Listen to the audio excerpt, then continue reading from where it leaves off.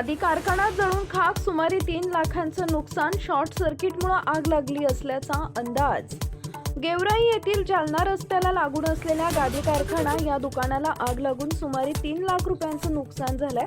ही आग शॉर्ट सर्किटमुळे लागली असल्याचा अंदाज व्यक्त करण्यात येतोय। आज दुपारच्या सुमारास कारखान्याला आग लागली होती। कापूस व तयार गाद्या असल्यानं आग वेगानं पसरली। काही वेळातच लाखोंचं साहित्य जळून खाक झाले। याबाबत माहिती मिळताच गेवराई येथील कृषी उत्पन्न बाजार समितीचे व अग्निशमन व नगर परिषदेचे अग्निशामक वाहन घटनास्थळी दाखल झाले। आगीवर नियंत्रण मिळवले, परंतु कापूस जास्त प्रमाणात असल्यामुळे आग आटोक्यात येऊ शकली नाही। या आगीमुळे शेजारील 4 दुकान जळून खाक झाले। यामध्ये फ्रीज रिपेअरिंग दुकानाचाही समावेश आहे। या संपूर्ण दुकानाचं 100% नुकसान झालंय। नुकसान भरपाई देण्याची मागणी होतीये। टाइम्स ऑफ महाराष्ट्रसाठी गेवराई तालुका प्रतिनिधी विष्णू गायकवाड।